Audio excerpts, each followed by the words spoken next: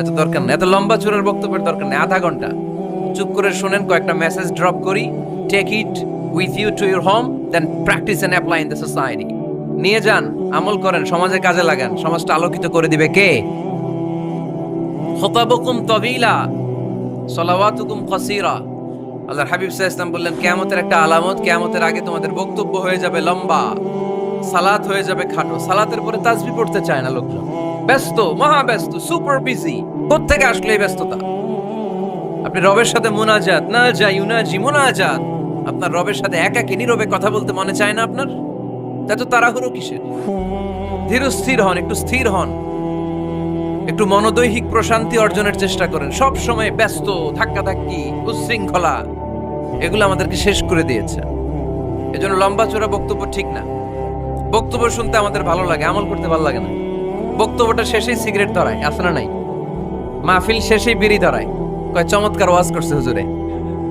ওয়াজটা সেরকম হয়েছে, অনেক কণ্ঠ সুন্দর হুজুরের। এতদিন ইউটিউবে দেখছি, আজকে সরাসরি দেখাইছি। আছে না নাই? তো কি লাভ হয়েছে? লাভটা হয়েছে কি? এই যে মাহফিল শেষে বিড়িটা ধরাইলেন আর গেলেন, কোনো লাভ হয় নাই। এগুলো থেকে বেরিয়ে আসতে হবে। বছরের পর বছর আমাদেরকে শেখানো হয়েছে একভাবে, কেউ এই পরিবর্তনের আওয়াজ তোলে নাই। আওয়াজ আপনাকে তুলতে হবে। আওয়াজ তোলার জন্য এত মানুষ লাগে না, আপনি একাই যথেষ্ট। আপনি দাঁড়ান না সামনে, দেখবেন আপনার সামনে কেউ টিকে থাকতে পারবে না, ঠিক কিনা? কিন্তু আপনার শক্ত সিদ্ধান্ত লাগবে, পরিবর্তনের জন্য শক্ত মানসিকতা লাগবে, যে আমি পরিবর্তন করতে চাই। We have to change. যুগ জামানা পাল্টে দিতে চাই না অনেকজন। এক মানুষই আনতে পারে জাতির জাগরণ। এক মানুষই বিপদকালে বাঁচায় কাফেলায়, ক্ষুদ্র ডিঙ্গি বাঁচায় জাহাজ অসীম দরিয়ায়।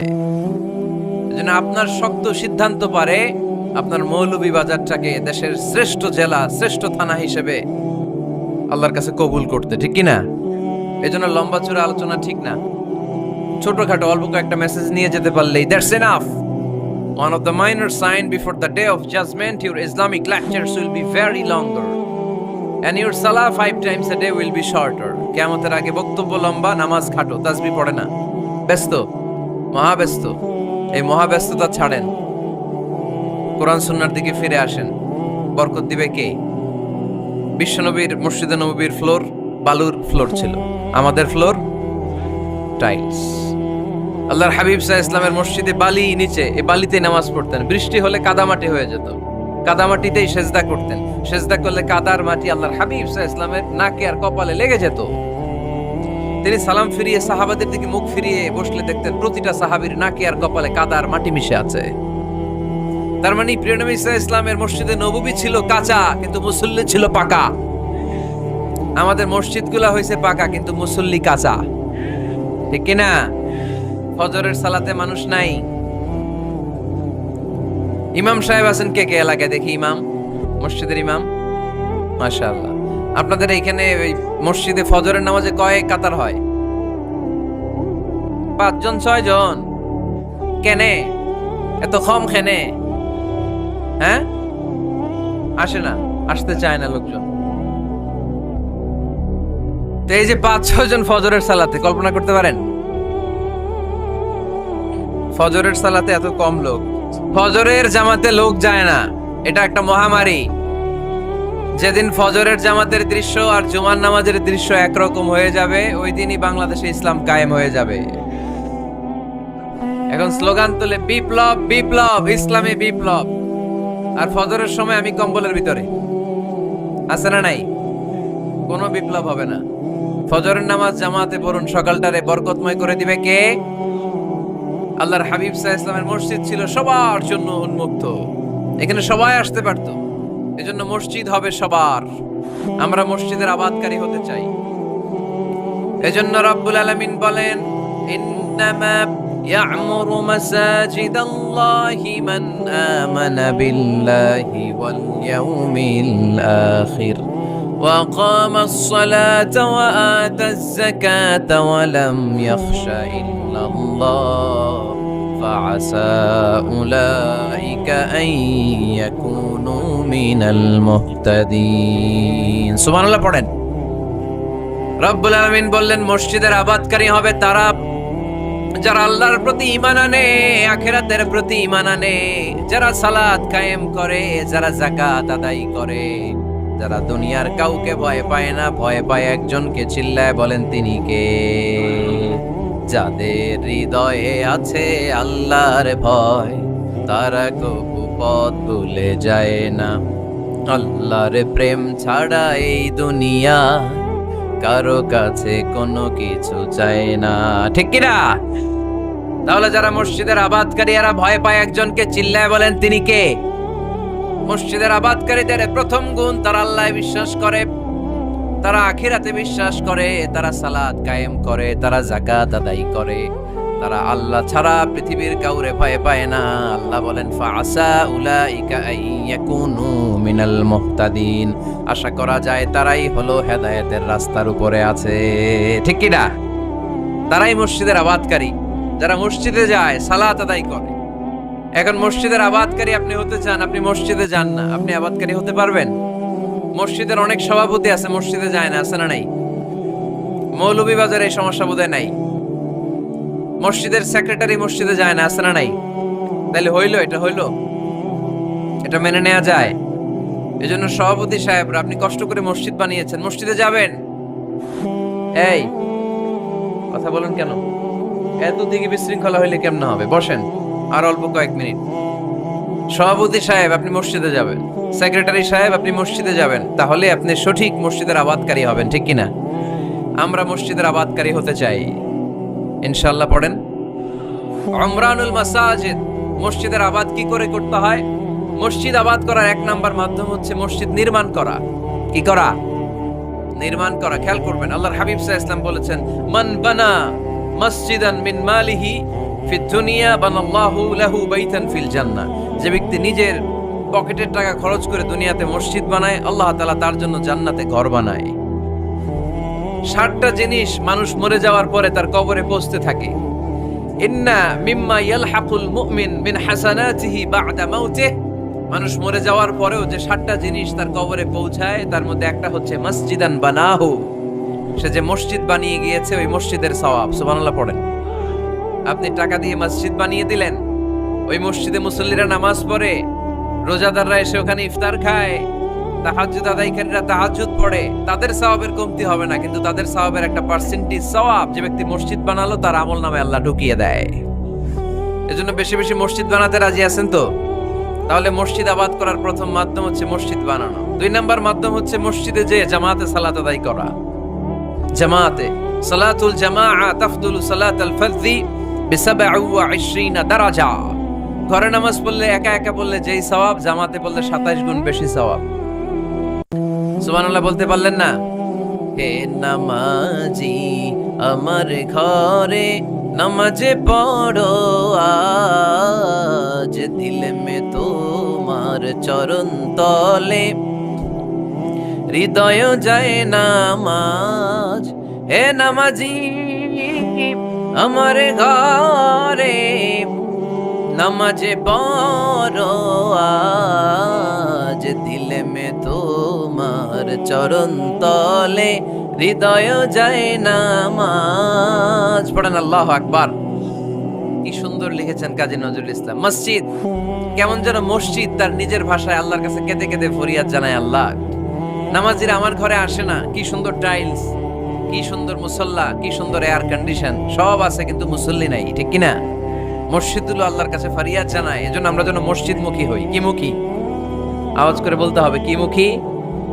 মসজিদমুখী। তাহলে মসজিদ আবাদের 1 নাম্বার পদ্ধতি মসজিদ বানানো। 2 নাম্বার মসজিদে বেশি বেশি যে জামাতে সালাত আদায় করা। 3 নাম্বারে মসজিদের সাথে সম্পর্ক জুড়ে দেওয়া, হৃদয়টা যেন সবসময় মসজিদের সাথে লেগে থাকে। খেয়াল রাখবেন, আমাদের মুসলমানদের মসজিদ হিন্দুদের মন্দিরের মতো নয়। কোথায়? আজান হয়েছে? শেষ করে দিব না? সুবহানাকা আল্লাহুম্মা বিহামদিকা আশহাদু আল্লা ইলাহা ইল্লা আনতা আস্তাগফিরুকা ওয়া আতুবু ইলাইক। আল্লাহ আমাদের সবাইকে কথাগুলো বোঝার। 60টা জিনিস মানুষ মরে যাওয়ার পরে তার কবরে পৌঁছতে থাকে। ইন্না মিম্মা ইয়ালহাকুল মুমিন মিন হাসানাতিহি বা'দা মাউতিহি। মানুষ মরে যাওয়ার পরেও যে 60টা জিনিস তার কবরে পৌঁছায়, তার মধ্যে একটা হচ্ছে মসজিদান বানাহু। সে যে মসজিদ বানিয়ে গিয়েছে ওই মসজিদের সওয়াব। সুবহানাল্লাহ পড়েন।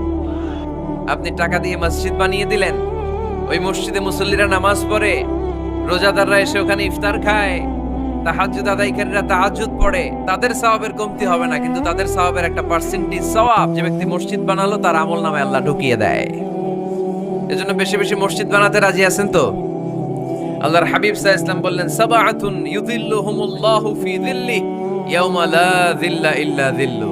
7 শ্রেণীর ব্যক্তিকে আল্লাহ তাআলা কিয়ামতের দিন আরশের নিচে ছায়া দিবে, যেদিন আল্লাহর আরশের ছায়া ছাড়া কোনো ছায়া পৃথিবীতে থাকবে না। সেই দিনটা কি এই দিনের মতো? কিয়ামতের দিনটা আজকের এই দিনের মতো হবে? 50,000 বছর হবে। এটা লেন্থ, এটা ডিউরেশন। কাআন সাফসাফা লা তারা ফিহা ইওয়াজা ওয়ালা আমতা, লেভেল প্লেইং ফিল্ড, তামার জমিন। একটু কল্পনা করেন তো ওই দিনটা কত ভয়ঙ্কর। বাবা ছেলেরে চিনবে না ওই দিন, ছেলে বাবারে চিনবে না, স্ত্রী স্বামীকে চিনবে না, স্বামী স্ত্রীকে চিনবে না, পীর সাহেব মুরিদ চিনবে না, মুরিদ পীর সাহেবকে চিনবে না, নেতা কর্মীকে চিনবে না, কর্মী নেতাকে চিনবে না। হায় হায়, ইয়া নাফসি বলে কাঁদবে। সূর্যটা মাথার কাছে চলে আসবে, সূর্যের তাপে মাথার মগজগুলো গলে গলে নাকের ছিদ্র আর কানের ছিদ্র দিয়ে টপ টপ করে বেয়ে বেয়ে পড়বে। তৃষ্ণায় মানুষগুলো পাগল পাড়া, জিহ্বাটা বের হয়ে নাভি পর্যন্ত ঝুলতে থাকবে। সেদিন সবাই পাগলের মতো ছুটতে থাকবে, কোনো ছায়া নাই আল্লাহর আরশের ছায়া ছাড়া। আল্লাহর হাবিব বললেন, 7 শ্রেণীর ব্যক্তিকে আল্লাহ তাআলা আরশের নিচে ছায়া দিবেন। এর মধ্যে 1 শ্রেণীর ব্যক্তি রাজুলুন কলবুহু মুআল্লাকুন বিল মাসাজিদ, ওই ব্যক্তি যার হৃদয়টা সবসময় আল্লাহর মসজিদের সাথে লেগে থাকে। মসজিদের সাথে যার হৃদয় লেগে থাকে তাকে আরশের নিচে ছায়া দিবে কে? এজন্য মসজিদের সাথে যেন আমাদের হৃদয়গুলো লেগে থাকে। অনেকেই দেখবেন এত ভালো নামাজে জোহর পরে টেনশন করে আসরটা কই পড়বো, আসর পরে চিন্তা করে মাগরিবের সময় আমি কোথায় থাকবো, মাগরিবের সময় টেনশন, ইস এশাটা হয়ে গেলেই তো শেষ। এরকম লোক আছে না নাই? এদেরকে সেই কঠিন ভয়াবহ দিনে আরশের নিচে ছায়া দিবে কে? তারপরে মসজিদ, আমাদের 4 নাম্বার পদ্ধতি মসজিদকে পরিচ্ছন্ন রাখা, মসজিদকে ঝাড়ু দেয়া।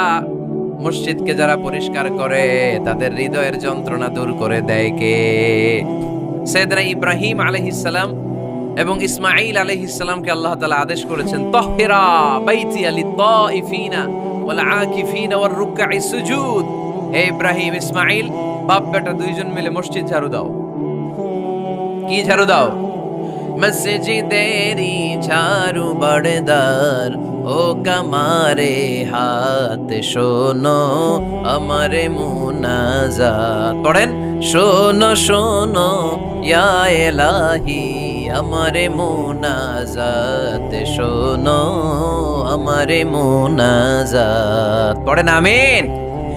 মসজিদ ঝাড়ু দেওয়া মসজিদ আবাদের অন্তর্ভুক্ত। আপনারা কেউ কোনোদিন মসজিদ ঝাড়ু দিয়েছেন নাকি? কে কে দিয়েছেন দেখি? সবাই সবাই মসজিদের খাদেম? মাশাআল্লাহ। আমিও দিছি মসজিদ ঝাড়ু, অনেক দিছি। মাশাআল্লাহ, আল্লাহ তুমি কবুল করো। যাদের হৃদয়ে বড় জ্বালা, ফ্যামিলিতে সুখ নাই, শান্তি নাই, তারা হৃদয়ে প্রশান্তি আনতে চাইলে এতিমখানায় যাবেন, এতিমের মাথায় হাত বুলিয়ে দিবেন, এতিমের মুখে খাবার তুলে দিবেন। আপনার হৃদয়টারে নরম করে দিবে কে? আল্লাহর ঘর মসজিদে যাবেন, নিজ হাতে মসজিদটারে একটু পরিষ্কার করে দিবেন, আপনার জীবনটারে উজালা করে দিবে কে? তাহলে এগুলো করার মাধ্যমে আমরা মসজিদের আবাদ করতে চাই। আমরা মসজিদের আবাদকারী হতে চাই কি চাই না? আল্লাহর ঘর মসজিদ আবাদ করার মতো শ্রেষ্ঠ কাজ পৃথিবীতে হতে পারে না। এই মসজিদের কিছু আদব আছে, আল্লাহ রাসূল সাল্লাল্লাহু আলাইহি ওয়াসাল্লাম বলেছেন এই আদবগুলো মেনটেন করে যেন আল্লাহর ঘর মসজিদের সাথে আমরা ব্যবহার করি। মসজিদের 1 নম্বর আদব হচ্ছে মসজিদে ওযুর সাথে প্রবেশ করা। কিসের সাথে? ওযু করে পরিচ্ছন্ন হয়ে মসজিদে প্রবেশ করা। এজন্য অপবিত্র অবস্থায়, গোসল ফরজ, এরকম অবস্থায় মসজিদে ঢোকা যাবে? কথা বলেন, ঢোকা যায়?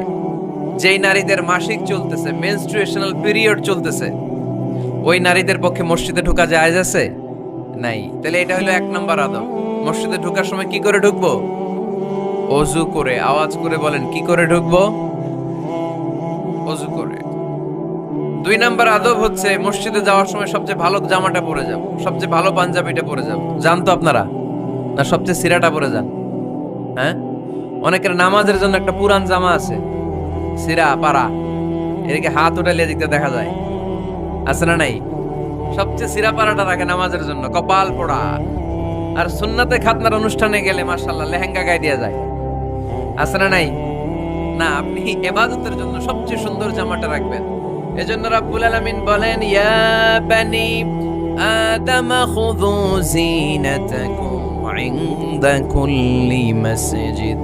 ও বনি আদম, তুমি যখন আল্লাহর ঘর মসজিদে ঢুকবা, ও বনি আদম, তুমি যখন নামাজের মুসল্লায় দাঁড়াবা, তোমার সবচাইতে দামি, সবচাইতে সুন্দর জামাটা গায়ে দিয়ে তুমি নামাজে দাঁড়াও, ঠিক কি না?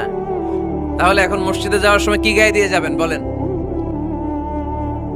খিতা করবাইন, হ্যাঁ মাশাআল্লাহ, হ্যাঁ সবচেয়ে ভালো কাপড়টা আয়রন করে পারফিউম মেখে তারপরে আমরা যাব। রাজি আছেন তো? 3 নাম্বার আদাব হচ্ছে মসজিদে ঢোকার সময় বাম পা দিয়ে ঢুকতে হয়।